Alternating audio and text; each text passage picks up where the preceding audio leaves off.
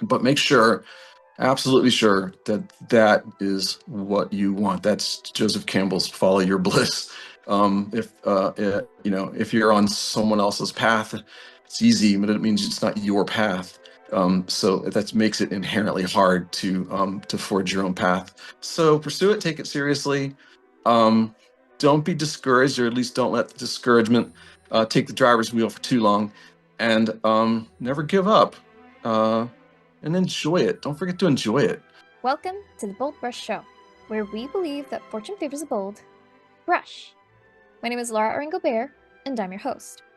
For those of you who are new to the podcast, we are a podcast that covers art marketing techniques and all sorts of business tips specifically to help artists learn to better sell their work. We interview artists at all stages of their careers, as well as others who are in careers tied to the art world in order to hear their advice and insights. For today's episode, we sat down with Russell Gordon, an artist living in upstate New York who is deeply inspired by nature and seeks to express the beauty of nature through his paintings of fauna and flora. Russell discusses his experience at the Schuler School of Art in Baltimore and emphasizes the importance of training and persistence, sharing that it took 6 years after art school for him to begin to find success in his artistic career. He highlights the challenges of self-doubt and the necessity of a supportive environment. He advises aspiring artists to train rigorously, seek out the right gallery fits, and to have persistence, passion, and patience. Russell then tells us about the new direction he is taking in his work, which involves anthropomorphizing animals and placing them in human roles, inspired by childhood memories and illustrators like Beatrix Potter. Finally, Russell tells us about his upcoming shows where we can see his beautiful new work. Welcome, Russell, to the BoldBrush Show. How are you today? I'm very good. I'm so glad to be here. So thank you. Yeah, thank you for being here. I'm so excited because I think your work is so magical. It has such an ethereal quality to it. I love You. your color choices. I love the textures. I Thank love you. the softness, of course.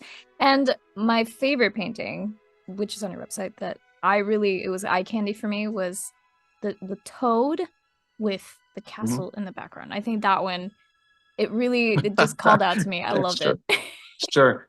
Yeah, that one, that was pretty recent, probably from last summer. So I mean, I do birds, a lot of naturalistic things, so birds and animals, and I've done frogs and things like that in the past. But I don't know, I was just really compelled by that story, the Frog Prince, which has been done every which way. I mean, it's been done. I think Shrek did it in a Shrek movie, and it was, it was great there too. And I was really inspired by the illustrated books. That I don't like kids' books and fairy tales. I don't know if they're illustrated anymore. It seemed like that kind of went by the wayside. But during the golden era of illustration, and by artists like Beatrix Potter too. I mean, she can't talk about this without talking about her, and others too. And so also we have a little pond in our backyard, which in the summertime we have just fish swimming around. It's just an ornamental pond, but it also gets frogs. And so I thought, well, I have access to a model. And so I actually got a model to do as I painted it from life. And no frogs were harmed. He went back to the pond, and it's still probably out there right now, actually. And so, yeah, thank you. That was a fun painting, and it's kind of opened the door to other things. And I wasn't sure how it was going to go, because if I'm doing a show and there's traditional still life and floral and very classical and maybe some birds of the shoreline kind of thing, Audubon kind of looking thing, Yes. and then a frog and a crown. What's that doing there? It's a little out of place. But it was received well. Everyone, Yeah. at the very least, kind of thought it was cheerful, and it was great. I love working on that stuff. Absolutely. Yeah. So thank you. Yeah, of course. It just brought a smile to my face. And I think that was the moment where I was like, oh yeah, I gotta talk to this person. I gotta pick their brain, because there's just something so wholesome about your work. Especially, when I saw the frog, I was like, yes, absolutely yes. Um, but actually, before we continue talking about your beautiful work, do you mind telling us a bit more about what you do and who you are? Sure. So my name is Russell Gordon. I'm an artist living and working in upstate New York. I have a studio there that I share with my wife, Cynthia Gordon. She's an artist as well. And we actually met at the Schuler School of Art in Baltimore. We were both students there. And so here we are in upstate New York, making our lives and painting in a pretty beautiful place. Very inspiring for both of us in different ways, but for both of us, nature is a big part of what we draw from. Our muse and inspiration for her, a lot of landscape painting, and for me, frogs wearing crowns and other Yes. things. So that's my story, the long and the short of it. And Mm. I'm very lucky to be. We're both very lucky to be, working and painting full time, and just doing our best. That's what we're doing. Yeah, that's the So that's dream. me. That's the dream, yeah. And that's why you're So here. glad to be here Yes. Oh for my both gosh, reasons. yes.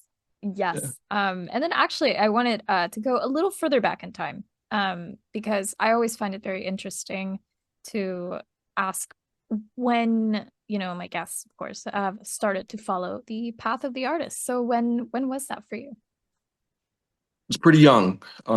So I mean, I grew up decidedly Gen X, and so I mean, I grew up, I think, at a time where at school, if you could finish your work, instead of just giving you more work, they just said, go and just keep yourself busy. So for me, that let me draw and not paint. You know, paint in school, but I had sketchbooks at a young age, and I could sketch and just zone out, look out the window. And so I had a lot of opportunities like that in school up to a certain point where it became academically became a lot more demanding. And then I grew up in a place that was, it was on the Chesapeake Bay, and it was just fantastic, full of wildlife and nature. And it still is. Chesapeake Bay is a great treasure.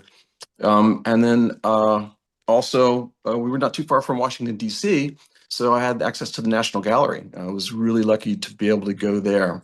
And I was raised by my grandparents, and my grandmother in particular really was indulgent of that. She really, kind of just was so open-minded about that, and took me to the museum as often as possible. And so from a pretty young age, young age, maybe I don't even remember not being into art. It was just always the main thing that I couldn't wait to do, couldn't not do, and I felt like uh, drawn, I guess. No pun intended. So people speak of callings, and I don't know if art is a calling, but definitely I had no other path. That was it. And there were several points along the way. I can think of three, I think, that were, epiphanies, like angels choir moments that said, yes, you're on the correct path, right? Like follow your bliss kind of path. Yeah. No, Wow. I was young. Yeah. Yeah. And I'm guessing, one of those moments was probably the Schuler School, right? For sure, absolutely. I mean, there's nothing. I didn't really know. I was just so lucky. I mean, I have had an angel over me. It feels like for my entire life. And so I had a professor at college. I went to the St. Mary's College of Maryland, just because it was nearby. It's a good basic liberal arts college, and I had a professor there who kind of saw me struggling. I think he knew I wasn't going to finish, and that was true. And so he knew about this school in Baltimore that was just a studio environment and atelier style education. And he said, hey, I've got to take these paintings up to Baltimore this weekend. Why don't you come with me? And I said, yeah, okay. The big city. And so I went along with him. That was one of those moments. It was definitely open the door to this place, and just the smell of linseed oil, and the north light, the maquettes, the statues. Hans Schuler Sr. was known as the monument maker of Baltimore, and so all the maquettes from a lot of those statues are there in the school. The students draw from them. and plaster and bronze. And it's just, the place is just visually replete with beauty. It's just a salon. It's an atelier in a salon. And also at times, just because of the small scale of it, it's the intimacy of just working with, people inside sort of a family. Sort of a crazy family, but it's a good family. Yeah. And I've heard other people sort of describe it that way. Just walking through those doors, that door, and just being like, I have never seen anything like this. What's happening here? Yeah. And yet somehow I'm home. So that was great. That was the angels singing, and then to further my lucky streak, I met my wife there. She was not my wife at the time, but I met this incredible woman who was just like same thing. Angels sang like I found the one. It happens to be beautiful and smart, and we have tons in common.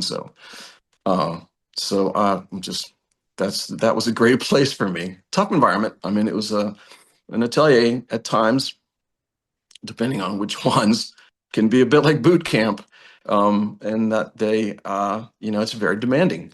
And you might spend um, all year drawing from the cast. You may know charcoal and charcoal paper and kneaded erasers, and that's your entire experience of art for a long time. But there's a reason, because painting is essentially about drawing. And good schools know that. Schuler's was absolutely that environment. Absolutely. Yep. 5 days a week. And for most of us, 7 days a week. Too bad there wasn't an eighth, because we were just passionate about it. We loved it.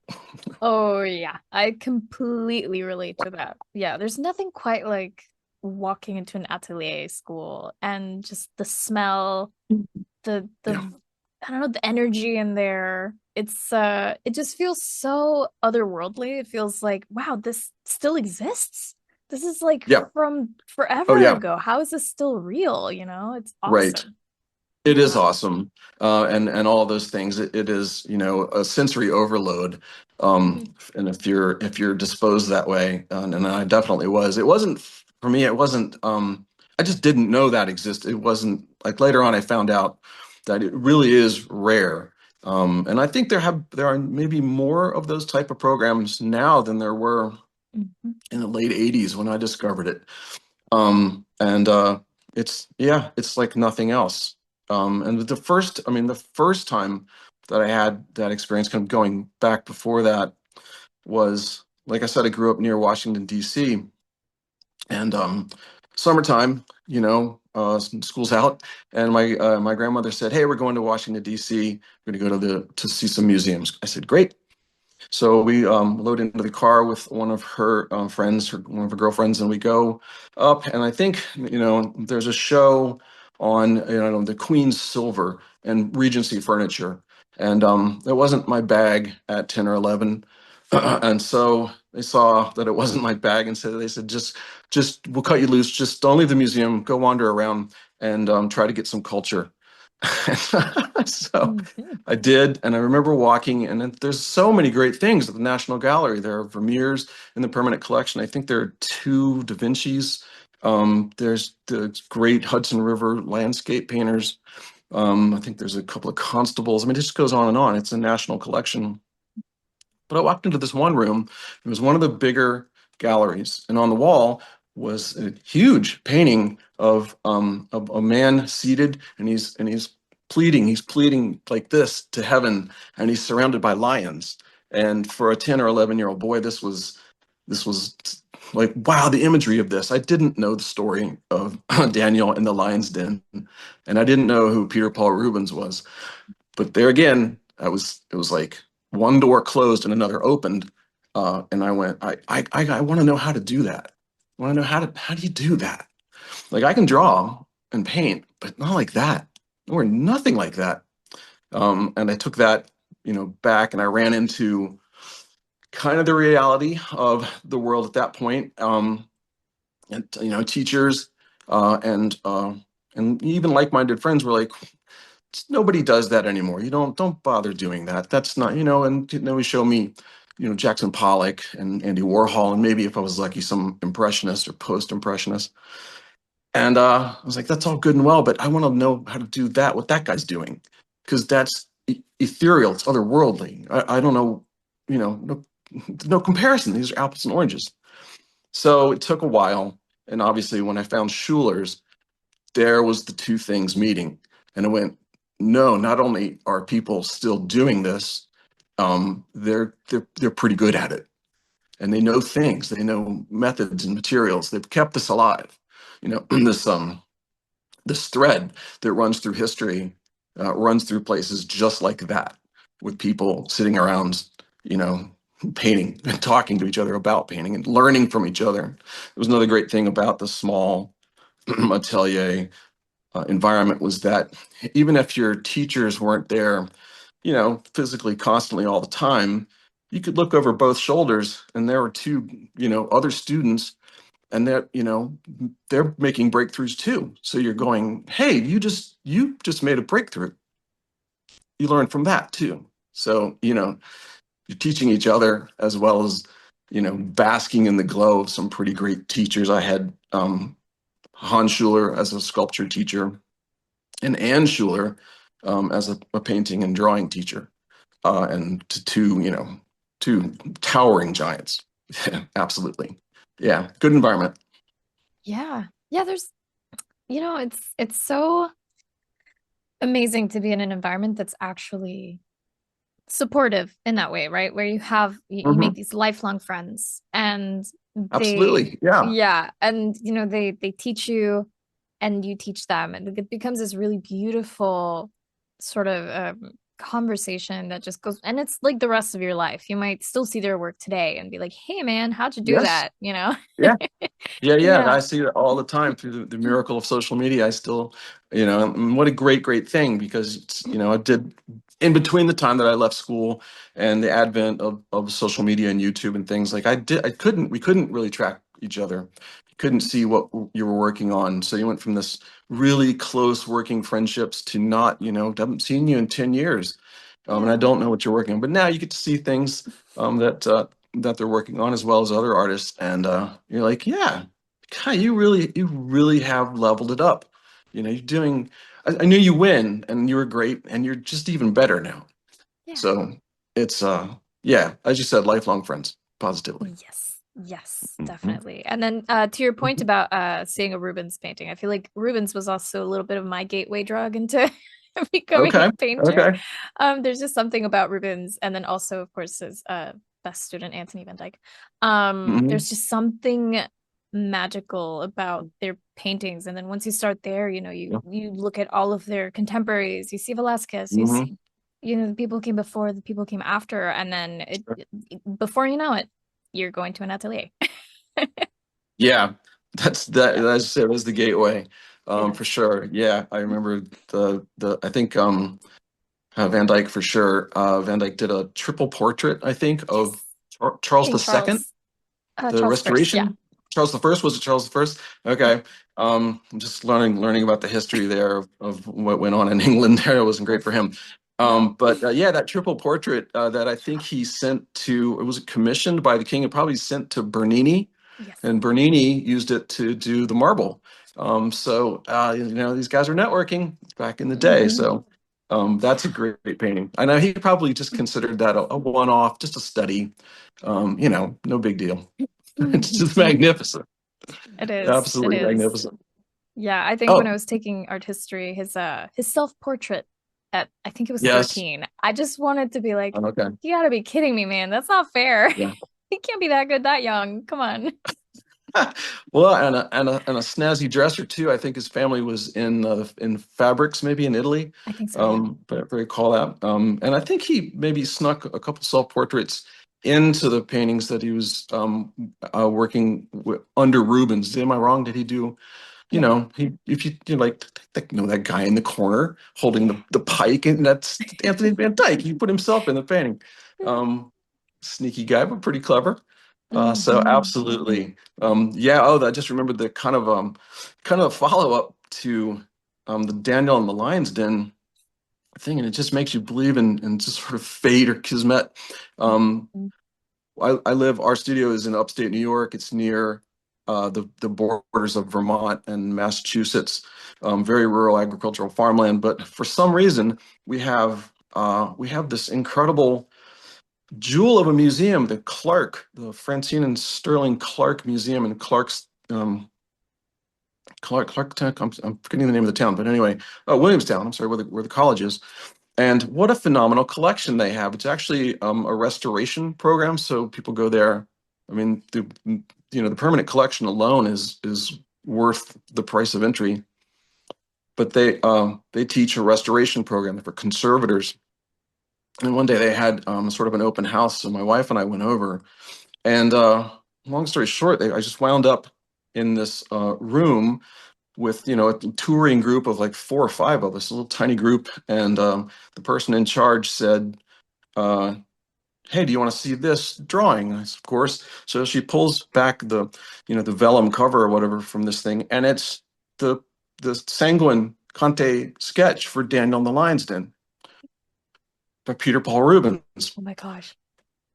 And and again, I just kind of went, and you have to wear the gloves, Mhm. and they let you handle it. And then they moved on. The tour moved on and left me in the room with this this incredible drawing. It's only 14 by 18 or something like that on a sort of a tan parchment, unmistakably Rubens. And I thought, well, there's the bookend to that first experience that I had with the original painting. Yeah. Um, but then I had to leave because I was thinking it would look pretty good in the permanent collection of me, so I didn't want to do that. So I left it, and I wish they would make I wish they would make an exhibition, curate an exhibition just on preparatory sketches from some of the old masters, because those drawings are works of art into Yeah. themselves for sure. Definitely, Yeah. definitely. It's always really nice to see the original sketches that led up to like a piece. And Yeah. you can do that Yes. at the Met actually. You can visit the Met and ask to see certain Okay. pieces that they have an archive there. I was fortunate enough to be able to do that when I went to Grand Central. Uh, Hmm. so it's yeah, I feel like it's amazing to see the painting, but seeing also that behind the scenes, right? It's almost like you watch your favorite Yeah. movie and then you get to see all the behind the scenes stuff of Yeah. how it was made. Yeah. It's even more exciting. Yeah, the blooper reel is Yes. great, and yeah, it is fun to see that these works didn't just fall from the mind of a genius in perfect form. In the sketches, you can see where he moved the leg of a lion. He put more energy in more change the pose of the figure of Daniel in that case, and you go, oh no, he's working through a process too. Obviously at a tremendously high level that will only ever aspire to. But there he is working it out to make the composition work just like any artist would. And the sketches let you see it. I think a lot of artists probably throughout history, I'm guessing, probably even destroyed those preparatory sketches and the clay maquettes from the sculptor studios, just to create that aura of, you know, I just was struck by a divine talent and I created this thing without any preparation whatsoever, which is a great gig if you can get it. But when you see the curtain pulled back and you see, a master like Rubens working through a compositional idea. It's like, I don't know, just feel more of a kinship. Like, Yeah. yeah, that's what we do. That's what we do. It's what the fun is. Yeah. Yeah, yeah. And it also it brings, brings forth the fact that this is in many ways a very, very old practice. And it's been done Hmm. by so many amazing artists over the years. And they usually have basically the same process, if not, like different Yeah. iterations of the Yeah. exact same thing. So it's Yeah. beautiful because it also exemplifies that we're part of this lineage of Yeah. others who Yeah. literally were in our shoes back in their time. Yeah. Unfortunately, Yeah. we had to go to school and they were able to just go straight into like the workshop at the age of Yeah. 13. I'm looking at Van Dyke. Yeah. Um, and were able Right. to accomplish so much at such a young age. So we have to catch Yeah. up. Um, but actually, I wanted to ask you, how did your experience, going to the Schuler School, shape who you are as an artist? Well, tremendously. I mean, I arrived with, some tr not training, but some a lot of years of just drawing, just being sort of self-taught, and a year and a half of sort of stumbling around in an art program at college. But when I got to Schuler's, I came in with just I was like a kid to just like draw birds, just kind of this nerd who had a portfolio of bird drawings.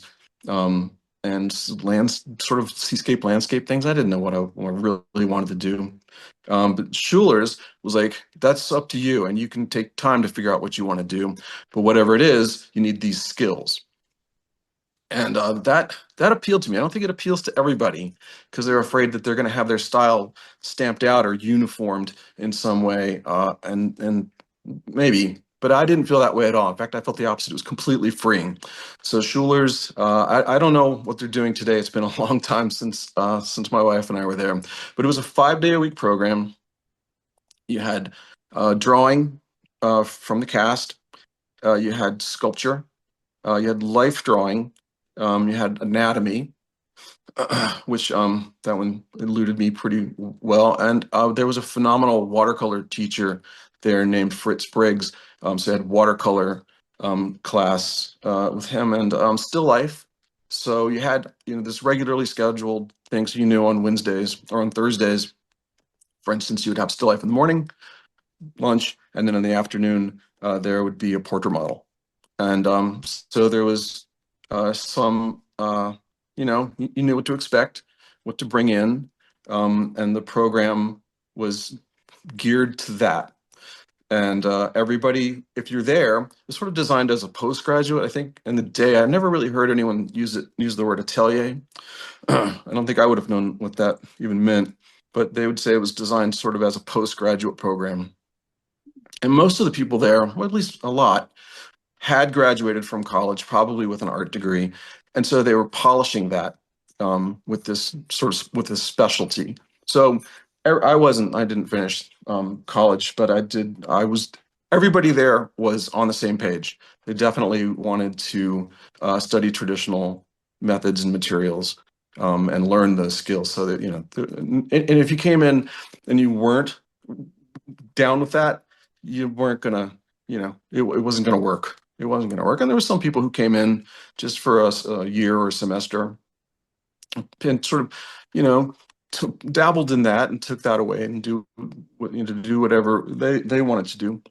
But it was, you really have to be, in that zeitgeist, if that's what it is, to take the most from it. And I hope I did. I hope I did.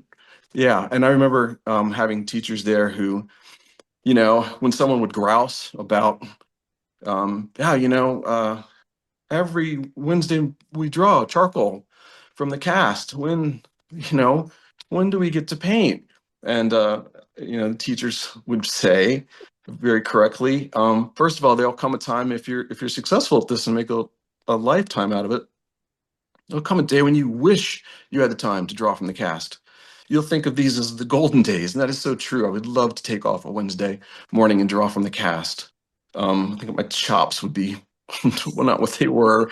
But then they would also say that the drawing skills are the foundation of the painting. So, and there are quips like it takes, 10 minutes to learn how to paint and a lifetime to learn how to draw. And there's some truth. There's definitely some wisdom in that, because usually if there's something wrong with a painting, it's in the drawing. And so drawing and being able to look to see with your eye and conceive that onto a two-dimensional surface, that's what it is in a nutshell. But infinite varieties inside that. So Schuler's was a great program. It definitely it was exactly what I needed because I didn't know, what are the odds of being able to make a living as an artist? It's nobody's going to take a young person aside and say, that's a good bet. You should do that. Maybe you could be a poet too. It's just not, no, these are great things, but not conventionally wise. Mm. Um, Yeah. it's just so hard. So I thought, if I've got a shot at this, and I've got some support. I've had some great supportive family around me, just grandparents, only child. So obviously, and I said, if I've got a shot to go to this school, I'm gonna give it everything, absolutely everything. I'm gonna live like a monk. It wasn't quite true, but I was in it. I mean, completely head over heels. I worked. We got up early in the morning and worked. We went to life drawing classes at night and other schools and programs. We hired models of our own when we could swing that, and we just completely immersed ourselves in that program. And that was a good time. That was a really good time. It was exactly what I needed. It's sort of, I've heard people say this too, and it sounds overly dramatic to say it saved my life. It kind of did. It not only saved it, but it recast it. So what a great experience. I love it. And I would recommend it to to anyone who's, looking at that seriously. Yeah. Yeah.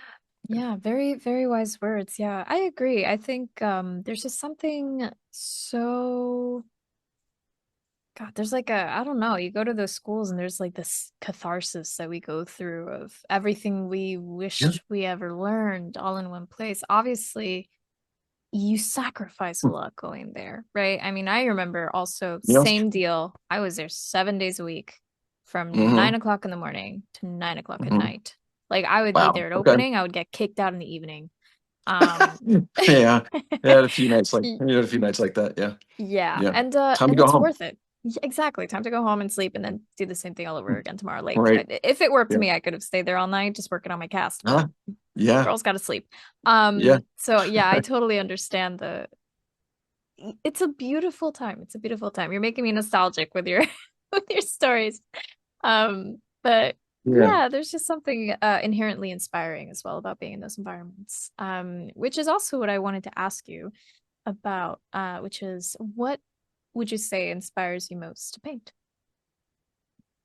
Um, well, in a word, nature does, in all of its forms, and I probably mean nature with a capital N. So that's, a lot of naturalistic stuff. When I was a kid, the access that I had to art, other than the trips to the National Gallery, which were great, were through books. I mean, this was a long time before the internet or anything like that. And so we had books on, the great art collections of the world. And artists like John James Audubon Mm, jumped out. I really liked that. We had a lot of birds around where I lived, and you could observe from life. You could sketch those birds, and I saw that here's a guy who did the same thing. He was painting birds, and and so that's what I was doing. Nature was the inspiration from the beginning, and now it's morphed into this kind of other, I don't want to say more evolved, but just a different path. But it's still nature, for sure. And birds, animals, and even now when I do, a still life or a floral, I'm working on a couple florals now, and you know, I I didn't I didn't originate this idea. I mean, the Dutch Golden Era artists did, but I can't help but put in butterflies, moths, salamanders, just hints of action and animation and life, and make the floral like this little stage play. Like a dollhouse that's open, and you can kind of see what's going on in each little compartment. And it's a different story everywhere in the painting. Like I said, I didn't conceive that. Followed in that tradition, but nature in all of its forms, absolutely. It was always, because it's always there, thank God. And at Schuler's there was a lot of portrait painting and life drawing, and those are incredibly demanding things. But it wasn't my driving thing that I really couldn't wait to go do. I knew it was really important to get good at that because it's the most demanding, disciplined part of an already demanding, disciplined thing. So, but nature was always there. Maybe you can't always get a model, but nature's there. Nature's there in some form. So Oh yeah. yeah, Yeah, yeah. And definitely. where I live now, it lends itself to that too. It's not the Chesapeake Bay, but it's Mhm. different in its own way. It's mountainous, more sort of, a little more rugged. And there, sure enough, there's out you go out the door, and there, all the little winter birds that are full-time residents here, and squirrels that refuse to hibernate, and just things you just see it everywhere you go. So that is my inspiration, I think, for sure. Nature. Mhm. Makes perfect sense. Makes perfect sense. I mean, it's kind of it's a little bit funny how these days, right? We're so separate from nature in a lot of ways, even though we're Hmm. essentially a part of it, right? We've had this, boom in Yeah, technology and all of these yeah, things. And in the end, for especially for artists, whether that's a musician, a poet, and a painter, right? It's always nature. It's always that yeah. return. It's like Walden, like going into the cabin and Sure. just hiding Yeah, away and just yeah, experiencing or re-experiencing that every yeah, day is so beautiful if you really take a look at it. And if you have the time and the I guess the privilege to be able to do yeah. that The these luxury, for days. sure. Yeah. Yeah. Um, No, I agree. yeah, I it's agree. great. Yeah. Absolutely. I mean, I think it's also really important, because it's always been important to me, just because, like I said, I was just sort of this kind of bored nerd, and there weren't a lot of kids in the neighborhood to play with, so it was just, grab your sketch pad, and I was never bored, so that's not true. Was a nerd for sure, but I wasn't a bored nerd, because as long as I had my sketch pad, I was okay. But nowadays, I mean, we all have our devices, and it's just addictive and hard to get off of these things, these screens. And here they are. They can do great things like what we're doing now, having this conversation across an ocean, in different time zones, talking about, how there's a thread of art that goes back through centuries. So that's great, but it's also the other side of it. Now I'm gonna flip my phone over and read news. I don't want to do that. I really, it's not a great thing to do. It's not a great habit for a number of reasons. We don't want to get into that. But then, there's just so many things that can just bum you out and make you go, "Oh, I don't want to paint. I'm just not in the mood." So, as much as you can control that and just put it in your pocket. Fine, go outside. Right now it's 10 below, so wear a coat, but and just go out. Just being outside is such a recharge to the spiritual batteries. I think for everybody to some degree. For me, 100%, couldn't live without it. Um, and I am really lucky to be able to live in an environment where that's what it is, as opposed to an urban environment, I guess. So there's a muse right out the door, and she's always in a good mood. She's not worried about things, not very much. Yeah. And it's just a great, beautiful inspiration, I think. Yeah, Absolutely. good for the soul. Absolutely. At BoldBrush, we inspire artists to inspire the world because creating art creates magic, and the world is currently in desperate need of magic. BoldBrush provides artists with free art marketing, creativity, and business ideas and information. This show is an example. We also offer written resources, articles, and a free monthly art contest open to all visual artists. We believe that fortune favors the bold brush. And if you believe that too, sign up completely free at boldbrushshow.com. That's BoldBrush show.com. The BoldBrush Show is sponsored by FASO. Now more than ever, it's crucial to have a website when you're an artist, especially if you want to be a professional in your career. Thankfully, with our special link, faso.com/podcast, you can make that come true and also get over 50% off your first year on your artist website. Yes, that's basically the price of 12 lattes in 1 year, which I think is a really great deal considering that you get sleek and beautiful website templates that are also mobile friendly, e commerce, print on demand in certain countries, as well as access to our marketing center that has our brand new art marketing calendar. And the art marketing calendar is something that you won't get with our competitor.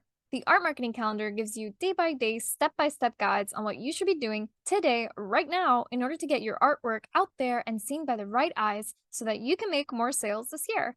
So, if you want to change your life and actually meet your sales goal this year, then start now by going to our special link, faso.com/podcast. That's FASO.com/podcast.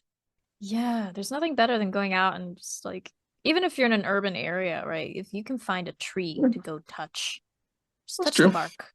Just go Touch the bark. go look at it. Go look at it for a Yeah, while. It's beautiful. It's beautiful. Because I know that, some it is. people they might live in an urban area where maybe there isn't grass. Because or else I would say go touch some grass. Um, Yeah, but if you yeah, could touch a tree, that's probably easier to do. But yeah, yeah, totally, totally, totally. There's something there that's very healing in yeah. nature. And I Yeah. think has been for all of the history of mankind. I had a friend who came up from the city. Oh, it doesn't matter which one, but she had lived in the city her entire life, and and it's a great city. But she got here, and I saw her. We were sitting out by the fire at night, and just in a little fire pit in the backyard. And she wandered off from the fire and just sort of disappeared into the darkness. And I thought, I'm going to check on her. So I went and found her, and she was just beyond the firelight, and she was staring up at the sky. And she was pointing, and she said, "What is that?" And I was like, What is what?" And she was like, there's like this bluish whitish stain across the sky." And I said, "That's the Milky Way. That's our galaxy, where it's on an edge and you're seeing it like this." And she had never seen it. She'd heard the term Milky Way, like it was a candy bar, but she had never seen the Milky Way. And so, I was like, ta-da! There are so many Gosh. other wonders to behold um, Yes. out here day and night. And so, yeah, you do forget sometimes that we are disconnected generally. Yeah, as a modern people, we've given up a lot. We've given up a lot. Yeah. Yeah. Yeah. And but we could always, try to bring it back. I feel like, then I Yeah. guess from my experience with the people that I've known, because I'm, part of the one of the last generations to have had a childhood where at first it was very free of electronics. I mean, I was the kid who was outside so Mhm. much I broke my arm. I would always have bruises and scabs and cuts and Yeah. everything Yeah. Yeah. because, Yeah. that's what Okay. you do as a kid. Yeah. So I'm Yeah. grateful for that because now I can see how important it is to not just who I am as a person, but also even to my development as an artist because there's just like we mentioned, nature is just such a big inspiration. And just having had the experience to say, yeah, I remember looking up at the sky and just being Yeah. wowed by it. And now maybe I want to learn how to paint the nighttime because it's the Yeah. thing that I love most, right? Like Yeah. those are the things that get lost in the wayside I guess in the everyday life that the modern person lives through, unfortunately. Here we are. Here we Yeah. are with ourselves. Well, yeah, paint the Yeah. night sky. It Yes. worked for Van Gogh. He did quite well with that. Yeah. So yeah, Yeah. draw the inspiration. Exactly. Yes. Which actually, I'm also very curious to know, what because now you have we have the joy and privilege to be able to paint, right? And you make a living at it, right? So what was it like for you when you made that jump to say, you know what, I'm gonna start selling my work exclusively and try to, make a living out of this? What was that like for you? Um, I was too dumb to be scared, I think, and just still a young enough guy to be so full of myself that I thought that yeah, this was preordained. Of course, I'm going to succeed. I had no idea the peril that I was in. What I did have, like I said, was just such supportive people in my family. Uh, I couldn't have done it. There's no way that I could have done had even the chance, the shot at it without supportive family. And then my wife's family too, incredibly supportive of both of us and very indulgent of that. I like I said, I just was like, I'm not gonna fret about this. The bills have to get paid, and we're gonna have to earn our way. but I don't know how, but we're going to do it. I mean, we're going to do it because we have to do it. So, some days were better than others for sure, starting right off the bat. And I had, what would be called side hustles now, where I was making canvases for other people, selling canvases, and sometimes just doing any odd job I could get that I could do in my free time, that allowed me to be in the studio as much as possible. And those were the days too where I looked into a couple of galleries who took me on and hung the paintings on the wall, and lo and behold, they sold. And if I could sell a painting for, I don't want to be vulgar and talk prices, but when I was 20, if I sold a painting for $300, well, I mean, the gallery takes half, but I went home with $150 from doing something that I love. I was the king of the earth. And that went a long way back then. I felt like there's no way that even if I fail, that I will have succeeded to some degree.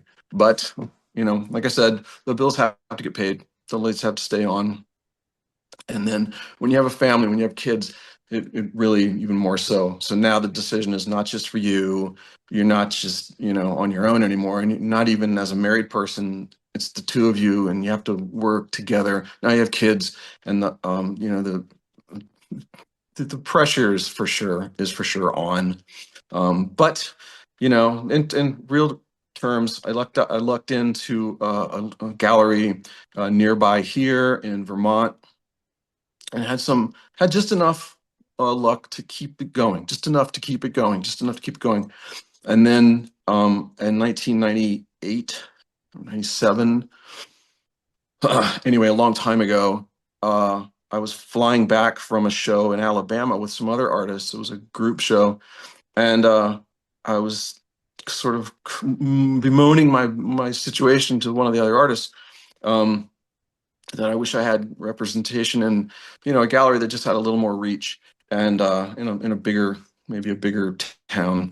And he said, "There's this gallery on Cape Cod that I think you'd do really well at, maybe, and you should send them your portfolio." In those days, you'd physically send in slides, like in a dinosaur train that they would look at, and then typically send you back thanks but no thanks. So I sent in the slides and kind of forgot all about it because I was amassing a pile of rejection letters at that point. I still have them, one of my most treasured possessions, from galleries that said thanks but no thanks. But lo and behold, I get a call back from this gallery, and they said, "Yeah, let's try you here," and we did, and it worked. There were sales, and it was off to the races.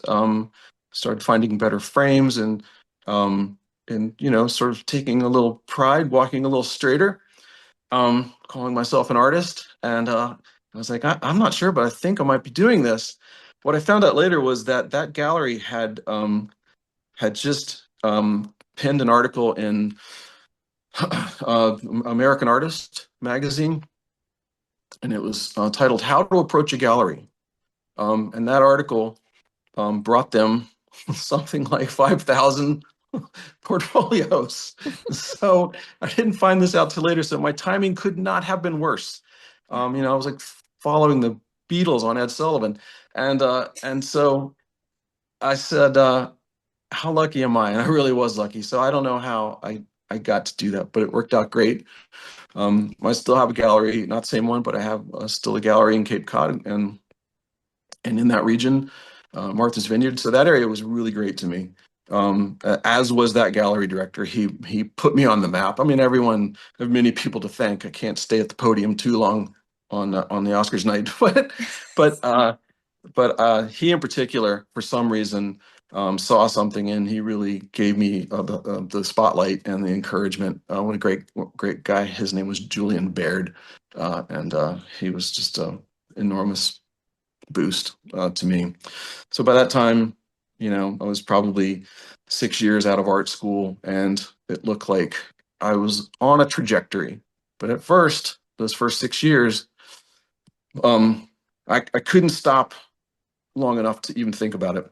Mhm. It was just don't think about it. Don't worry about where you are. Just go. Just keep going. Um, and for me, and maybe for a lot of artists, it's all about the next painting anyway. You know, Yeah. I mean, I could show you on the wall the paintings that are in progress or done. But the one I really want to show you, not, specifically, I just want to talk about the next painting. It's the next thing. That's what's coming up. Let's talk about what we're going to do next. What's on the easel today or tomorrow. That's where the real breakthrough is going to come. The excitement is going to come. I don't know. Here I go, blathering on again. But in a word, how was it coming out of school? It was scary because I had all my eggs in that basket. I didn't have any other eggs Mhm. or any other baskets. And my wife was the same way. So there we were. We both both had to work. We both had to work. Yeah. So luck and dumbness, I think, were have been my faithful companions through through good days and bad. That's brilliant. That's brilliant. But also I think, you were also prepared, right? You had, because I find that, luck Oh, is truly, being right place, right time, right preparedness. And true. you also were seeking out those opportunities as well, right? You weren't just sitting in your Yeah. studio waiting for a gallery to fall on your lap. You No, also no, were making sure that you had everything you needed and were, looking at every for avenue sure. you could, right? So there's that. But yeah, it's crazy. That's 6 years true. is really good. Like honestly, I've heard Yeah. people say 10 years is usually, the average that you can expect for an artist's career to take off or start taking Yeah. off after going to school. So 6 years is great. Sure. And I think, yeah, don't 10 years is a good, just keep going. Don't give up. But it's also kind of, where do you place the peg on the board and say, okay, here's the inflection point where I'm making it. And it's sort of subjective. It's also like, well, you're making it clearly here when you went from the red to the black in your ledgers. You paid off some of your student loans, which I didn't. That's it's just a phrase. The Schuler tuition was so reasonable that Mhm. you could pay it Yeah. working a part-time job, and most of us did that. So I do know how kids are saddled with debt now in a lot of Mhm. colleges, but that one was a bargain. Was an absolute bargain. And one of the other great things to going back to Schuler's was at the end of the year in June. I think the first or second weekend in June, they hold a student exhibition. And so, you learn how to frame, best you can on a student's budget. You learn how that the paintings have to be wired to hang, the hardware, all this pedantic stuff that, you need to really know how to do. How to talk to people at the show. When people come in and they're like, "Oh, this is a really neat painting. Tell me about this painting." Your first instinct, as a student who's used to being kind of professionally bludgeoned by your teachers, is to go, well, I didn't, this part of it didn't go really well. And I mean, the nose is off and I get the coloring wrong in the cheeks and it's not, the symmetry is, she's turned into Woody Allen. And sure enough, the guy who's looking at that painting is going, yeah, you're right. It's not as good as I thought. See you later. And like, that's not, you don't want to do that. You don't want to do that. Um, so it gave you that experience of doing an exhibition once a year, and just dealing with all the things that go into that. And so yeah, pretty cool. That was a great, even at the time I knew this is really neat because you actually get to go and do it. Yeah. And at that point it was like, if you, it's like if you're training for the Olympics and you're good at that sport. But the Olympics, there are going to be people there that are really, really good. But your odds of medaling even are not great, probably, and your odds of getting a gold are even less. But if you want it, if you just work so hard, um, then that's your only chance. That's your only chance to make it. And there's that was a great chance to do exactly that. We worked hard all year, and then put up the walls, literally assemble the boards, screw the boards together, all of that, physical stuff, and then hang the paintings. A show. Ta-da! There it is. The other side of working, in the trenches all year. Good preparation. Yes. Yes, absolutely. Absolutely. And it's like you said, it's a great experience. It's like almost like the way that, you know, you would take a lab class in like college, Mm. right? Like chem lab. And Mhm. and it's kind of like, Mhm. it's giving you a little taste of what it would be like in a real Yep. lab. Yeah. And what it would be like when you have a show and you have to talk to prospective buyers and learn how to sell your work and also, learn how to Mhm. hang your work properly. Like those are all, it's really funny because those are, afterthoughts Mm. in many cases. But when Yeah. you're an artist and you want to make a living from this, right? It's like you said, you have to work hard and you have to do all of these things. We got to wear all these hats. Be the Yeah. one person band that's simultaneously painting and framing Yeah. and varnishing Sure. and like Yes. Yeah. driving out to drop off a painting and then meeting collectors and Yeah. then talking to your gallery. Like there's so much that goes into it that's just so complex. It's the stuff behind the scenes that probably no one would guess. And then on top of that, it's don't forget to keep all those receipts because you're going to have to do your taxes and your Yes. deductions for that. And it's that time of year now. Oof. So Good luck, apropos. everybody. Yeah, yeah. When I got, I just keep talking about school but when I got there, I thought, okay, it is like a shot at the Olympics, and if I'm gonna have my shot, then I've got to approach it with the discipline of an Olympic athlete, which Mm. that's saying a little bit more. I probably can't earn that credit quite, but in my mind, in retrospect, that's how I thought of it, and I thought this means I have got to just drop all this other stuff that I'm doing. And at that point, I was playing music a lot. I played guitar and was in a host of bands. And playing out and playing in clubs and practice and rehearsal and stuff was a great, great thing for me up to that point. It was really my only real kind of social life.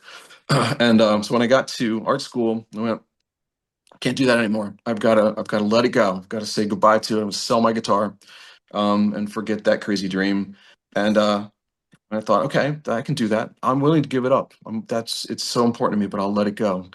And so I get there, and I put it all away, and I find out that like most of the people here are musicians and in bands, and they immediately find out that I play, and I get invited to go play in with jam with their band.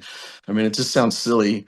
I don't think anyone does that anymore, but I went, no, I can't give it up if everyone else is doing it. Mm. So I don't know what that means. The Beatles met in art school, I guess. So for some reason, the veins of art and making music, they weirdly combine. There's so many Yeah. people that do both. I know an artist here who's a great artist. He's also, as it turns out, a concert level a pianist. Just incredible. He fills his studio with Chopin and Rachmaninoff, and you'd think, oh my God, I'm at a great concert hall. So Yeah. I don't know why that is, but anyway. Side note.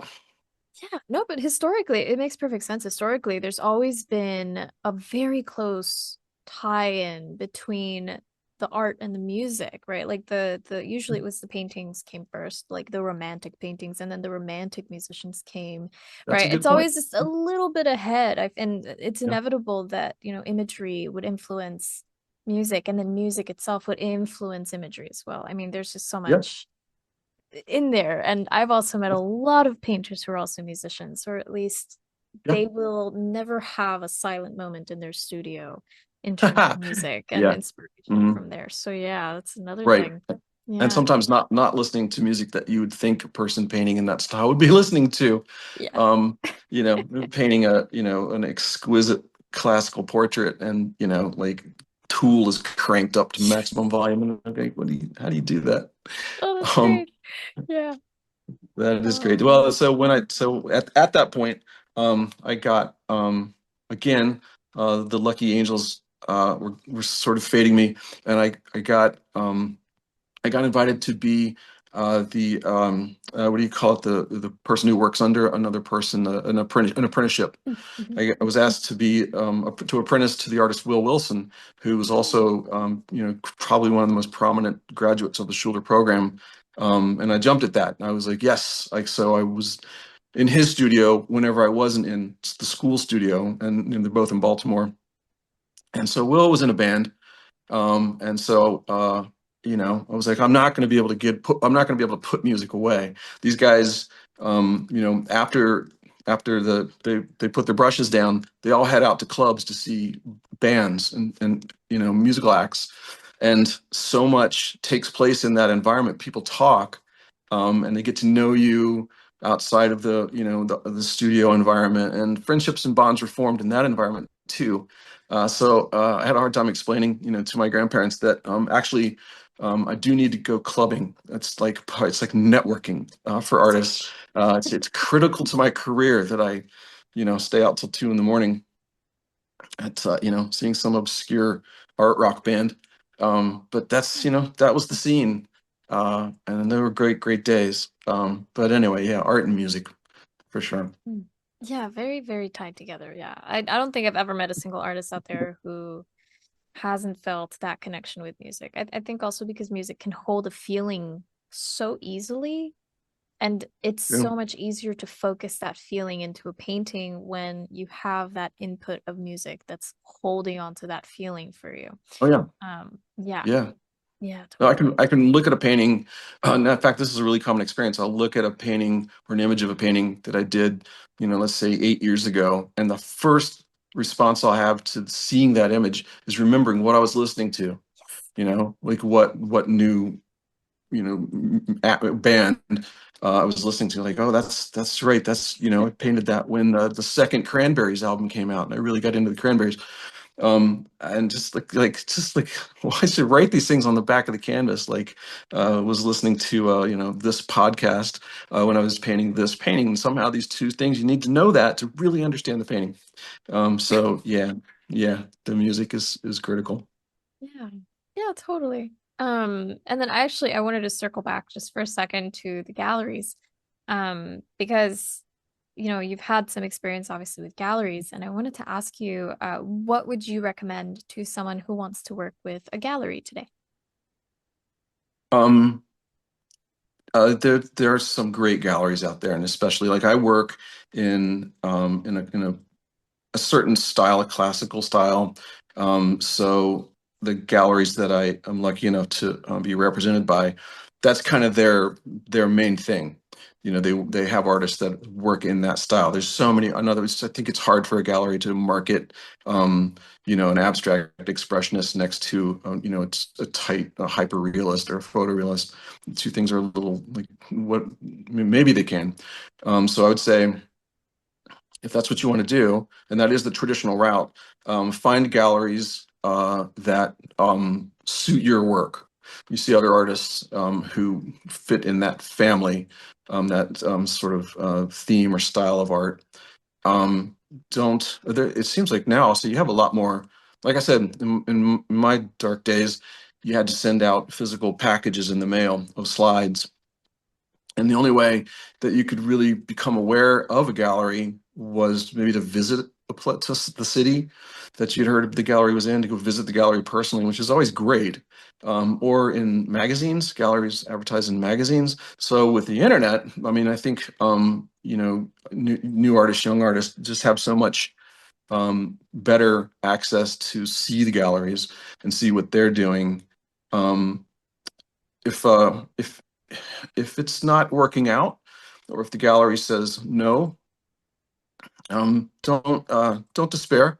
They're saving you a ton of trouble. It's not meant to be, or at least not right now. And maybe if they give you constructive criticism by saying, this is not where we're going right now, or we only show paintings with these three colors, and you don't use other colors, whatever their arbitrary reasons are. Um, Take it, let it go, and consider yourself fairly traded, because it's the only thing worse than probably worse than not finding representation in that system is finding it and then having it, squandered or put away in, storage areas, which I have definitely had that experience. I think most artists have had that experience. And then no one's seeing it. And that's no good. I mean, you don't want that.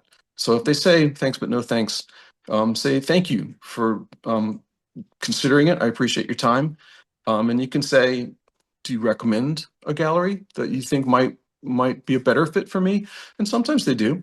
And sometimes they're very happy to do that. I think most galleries are actually run by people with a vision for their space. And they have to stay faithful to that. It's a business after all. So they're generally pretty good that way, pretty helpful. It can be intimidating, I think, but don't be. You're an artist for your own reasons, and you believe in yourself enough to sit down at the easel every day and paint. So your work is good, and have faith in that. You'll find the right gallery or exhibition space when the time and the place is right.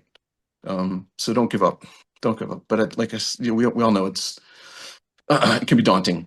It can be daunting, and so uh, discouragement can be unfortunately part of the experience. So just hide of a rhinoceros. It's not personal, and never give up. That's what I would say. Never give up.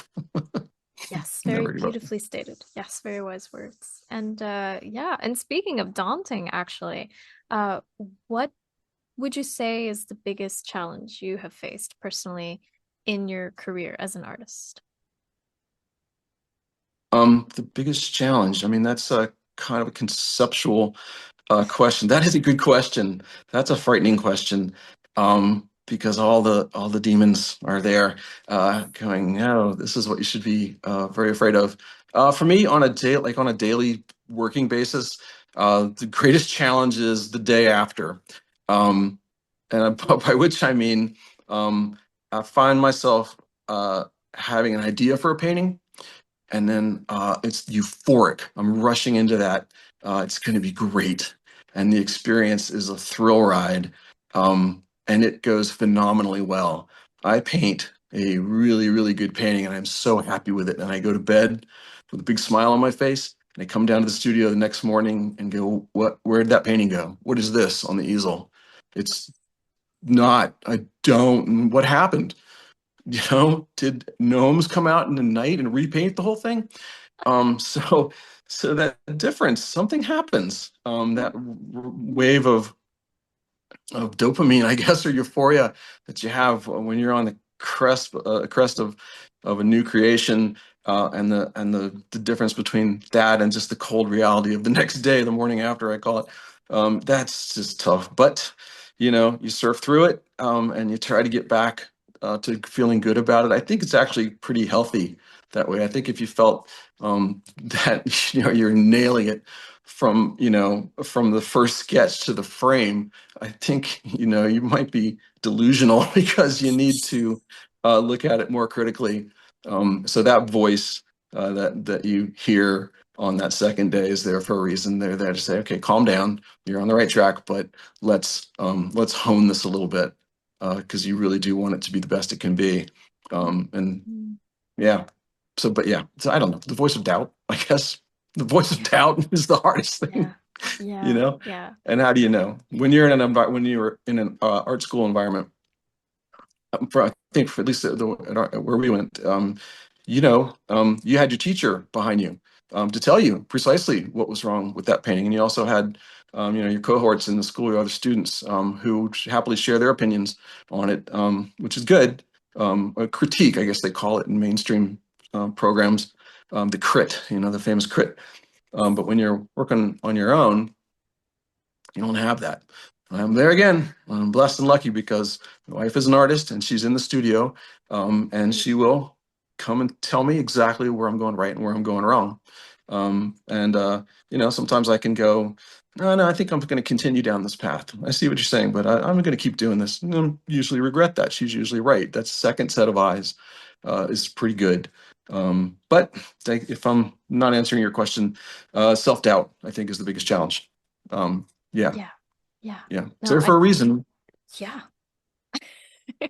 I mean, I was gonna say that, and this is probably gonna sound a little bleak, but um, I have asked artists who have worked 40, 50, 60 years, right, in this career. And when I ask them about that, about doubt, does it ever go away? They always Hmm. say no. It Yeah, never I goes believe away. it. No, I believe Um, it. yeah, I believe yeah. it because it's But a it's dialogue. there I for a think it's reason. dialogue. Yeah. You Mhm. it is a conversation, I guess, with yourself, and there is a voice in every creative person that says, "Okay, good. You're getting like playing, hot or cold, a children's game. Hot or cold, and you're getting hotter, you're getting warmer, you're getting warmer, and you're getting colder, you're getting colder." So that's a dialogue inside your crazy head, and it's I don't know, it's okay, it's okay. You just got to make peace with that voice and realize that it's trying to help you. You know, Yeah. like don't just do the good, just do the good thing, don't do the bad thing, just to make it good, you know. Exactly, exactly. And to your point, about it, it's the sober voice, in the morning, like Mm. you said, to really temper that delusion of the excitement of a new piece. I mean, uh, I've totally been through that. It's like, wow, I did not notice the nose was huge on that. Like, how did I not catch that? Or, oh my God, that eye is floating to the right a little too yes. much. Yeah, yeah, yeah, yeah. Well, one device that I was lucky enough to learn about having in the studio is a mirror. I don't know if you use a Yes. mirror, but I have a big sort of a dressing mirror over here over my left shoulder that I can, when I'm painting, I can look over here and see the Oh, reversed cool. image of the painting. People come into the studio and think this must be the vainest man alive. He just sits in front of a mirror all day. And why? No. So mirrors help. And as far as the doubt goes, what was Hemingway's quote was, write drunk and edit sober. And I think he actually probably meant that literally. So don't paint drunk. Um, but you're in the row when you're in the rush of the creative Yeah. flow. It is a little bit like what is inebriation. Yeah. It's a thrilling rush of a, and sort of that sort of free feeling. Then Yeah. the morning after, the editor comes in and uh, they're not putting up with with all that stuff. They're going to just pick it apart and tell you how to make it better. You need both those things for sure.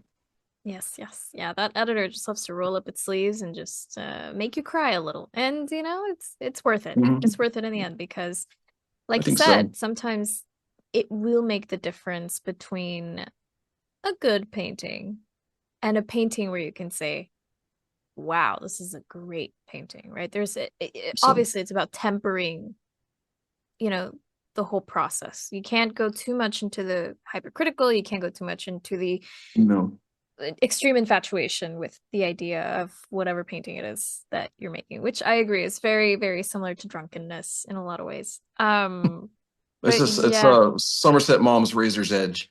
I guess is where it is. You're balancing on the razor's edge between yes. you know the the conscience and the subconscious, I guess. Yeah. Uh, Great place to exist. Yeah, it's a difficult place to exist. But it is important, Yes. yes, to the Yeah. quality of the work that we produce, especially because, and I like to say this, we don't do this for the money. We do this because we're freaky people who like No, to be obsessed with images we see in our heads, which is it no, sounds kind of crazy when you think about it. Um, that's exactly right. yeah, That's yeah, well put. We put Write that on a rock, as they say. That's exactly what it is. Yeah, yes. it's the job Um, description. exactly. Oh my gosh. That's yeah, artist, delusional. Um, but Crazy people. I wanted to ask you too, if someone wanted to become a full-time artist, what advice would you give them? Yeah, I've had people ask me this. Usually it's parents of kids that are showing a bent towards art. I struggle with it. I don't have a one pat answer for everybody. If you're at the point where you are seriously considering it, I would ask myself, I'm sorry to be cynical, but I would ask myself, is there anything else I can do? Because if there's something else you can do and have any level of contentedness in your life, maybe do that, because art, being an artist is just sometimes terribly hard. But if you're past that point and the answer is no, I can't not do this, I have to do this, then I know it's hard not to recommend my own path. I would say train, go study. If that means taking workshops with artists, that's awesome. You find artists that you admire, take their workshops. If you really want to devote to, like we've been talking about, an atelier classical program, apply, and go train yourself. If you want to be a doctor, you have to go to medical school. Just training, and it will make you a better artist. Don't be afraid that you will fall to conformity. Anything but that. It's quite the opposite. Yeah. But make sure, absolutely sure, that that is what you want. That's Joseph Campbell's "Follow Your Bliss." If you're on someone else's path, it's easy, but it means it's not your path. So that makes it inherently hard to forge your own path. But it can be done. I think young people have in a lot of ways, a better way of it now than older people of other generations. The internet means you can go on and study with people you admire on YouTube. You have YouTube tutorials and things like that, things that are just amazing. I just use YouTube mostly to fix my dishwasher and stuff, but there's other stuff too. You can learn how to do noble things on YouTube. So pursue it, take it seriously. Um, don't be discouraged, or at least don't let the discouragement take the driver's wheel for too long, and never give up. And enjoy it. Don't forget to enjoy it. It's a it's it's a passion and a great luxury to be able to do it, to any degree.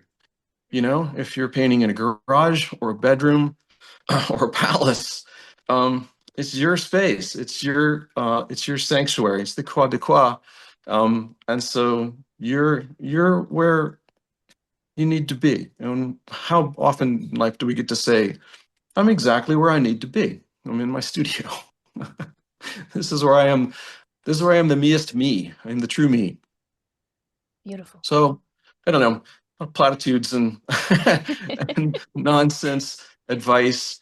But if you want it, go get it. Go get it. Whatever it is. Heck yeah. Heck yeah. I love that. And actually, since you just said go get it, there is something I want to ask you about, which I'm really excited because I have yet to see the images, but I am intrigued because before we started the interview, you mentioned some of your newer work and that you will also be doing a show. So I am intrigued to know the direction that you are taking your work. So tell me about it. Right. So I came into it. I honestly, thinking about it now, I'm not sure. A little bit. I was in a moment of kind of desperation, more like anxiety. Things had slowed down a lot, and COVID was still recently in the rearview mirror. I mean, just felt the landscape had changed. And I said, I'm just going to do this kind of one-off thing. It wasn't entirely new, but the series is basically animals, which again is sort of in my wheelhouse, not too far from it. And so I was compelled to anthropomorphize them, to put them in human roles, so portraits of different animals.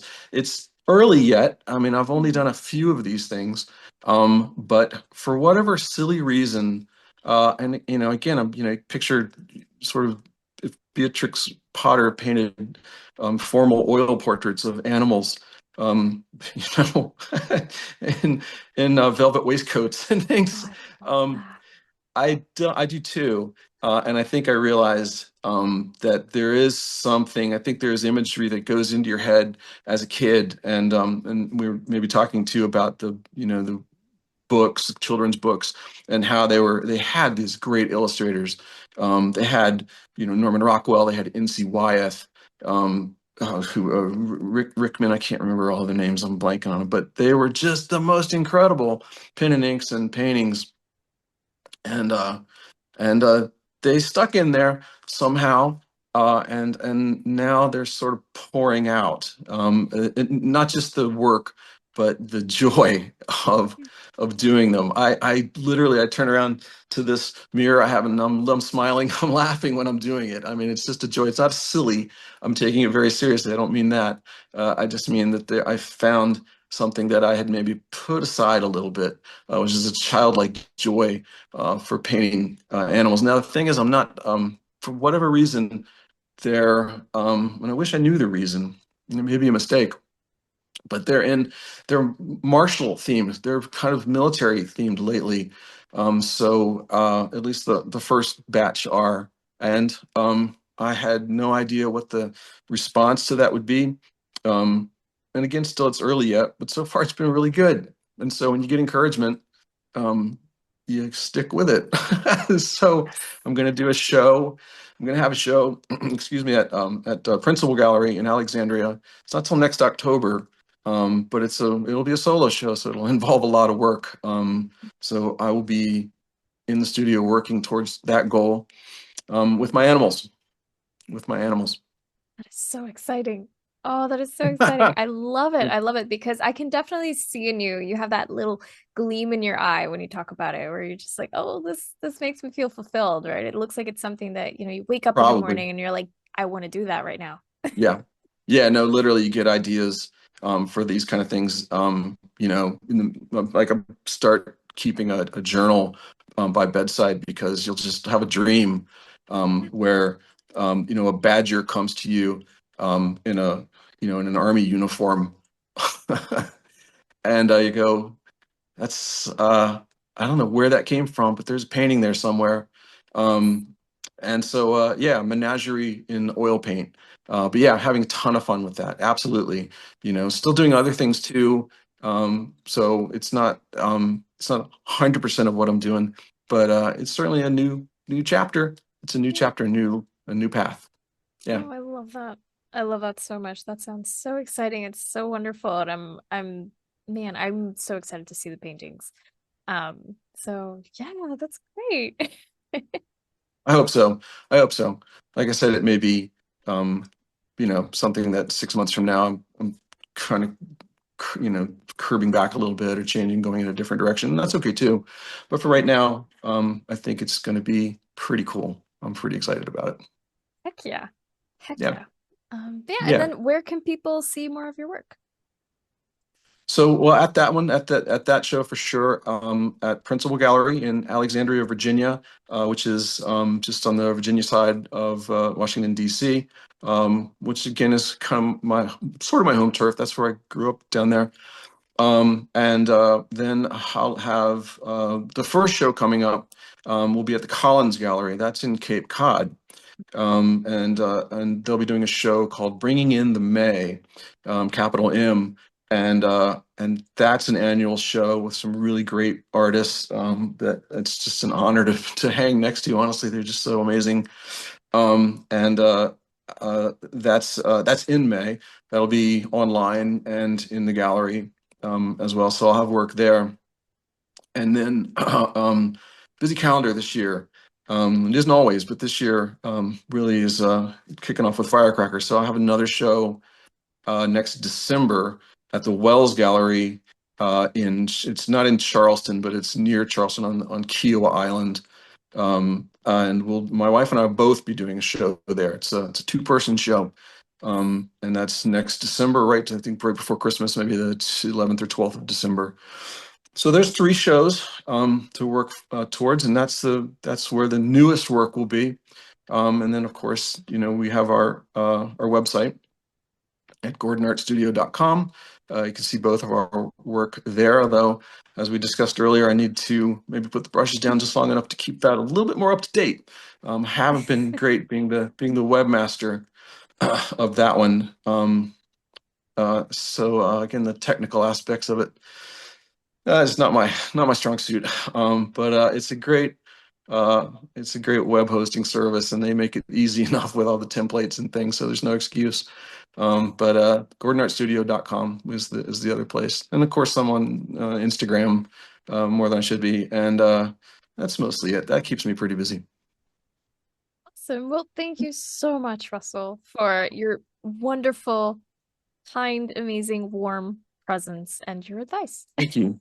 Thank you, thank you, thank you, thank you for taking the time to talk to me and the invitation to come and go on about things that are in my crazy head and to share my work. That is really really great opportunity. So thank you. Yes, of course.